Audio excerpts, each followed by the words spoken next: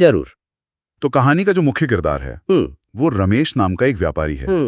अब वो बाबा का भक्त तो था, मतलब रोज मंदिर आता, दान भी देता। हाँ, ऊपरी तौर पर तो भक्ति लगता था। बिल्कुल, लेकिन उसके मन में ना एक छिपा हुआ स्वार्थ था। अच्छा। वो उम्मीद करता था कि भाई मैं जो दान दे रहा हूँ इसके बदले बाबा मेरा व्यापार खूब बढ़ा देंगे। हाँ, यही कहानी की पहली परत खुलती है।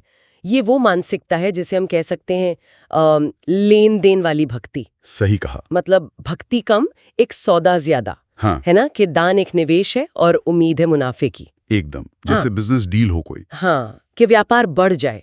बिल्कुल। और कई बार लोग शायद अनजाने में ही ऐसा करते हैं, उन्हें लगता है शायद यही तरीका है। हो सकता है। खैर, कहानी में एक दिलचस्प मोड़ तब आता है जब एक दिन बाबा अपने सेवक से रमेश को एक संदेश भिजवाते हैं। क्या संदेश? कि आज मंदिर आओ तो खाली हाथ आना, कुछ लेके मत आना, बाबा को उससे कुछ नहीं चाहिए। ओह, ये तो सीधा मतलब बाबा का सीधा हस्तक्षेप था। हाँ, उस संदेश ने रमेश के वो इन्वेस्टमेंट रिटर्न वाले समीकरण को ही तोड़ दिया एक तरह से। बिल्कुल। सोचने वाली बात है, बाबा ने ऐसा क्यों कहा होगा? क्या उसे उसकी अपनी सोच का आईना दिखाना चाहते थे? हो सकता है, बहुत मुमकिन है, लेकिन रमेश पर इसका असर बहुत बुरा हुआ। उसे लगा बाबा ने उसका अपमान किया है, उसे ठुकरा दिया है, और वो गुस्से में उसने मंदिर जाना ही छोड़ दिया। अच्छा, बस इतनी सी बात पर? हाँ, यही मुझे भी हैरानी हुई कि उसकी आस्था कितनी आसानी से टूट गई। सही कहा आपने। ये दिखाता है कि जब विश्वास शर्तों पर टिका हो ना, तो वो कितना कमजोर होता है। जैसे ही शर्त पूरी नहीं हुई, या कहें कि सौदा अपने हिसाब का नहीं लगा, तो बस रिश्ता ही खत्म। और देखिए फिर क्या होता है। इसके फौरन बाद रमेश का व्यापार एकदम से गिरने लगता है।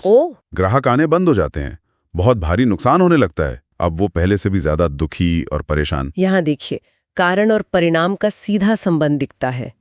हालांकि रमेश शायद शुरुआत में इसे ना समझ पाया हो। हाँ, शायद उसने बाबा से मुंह मोड़ा और उसके जीवन में मुश्किलें आ गईं। बिल्कुल। कहानी शायद इसी तरफ इशारा करती है कि असल दिक्कत उसके नजरिए में थी। बिल्कुल।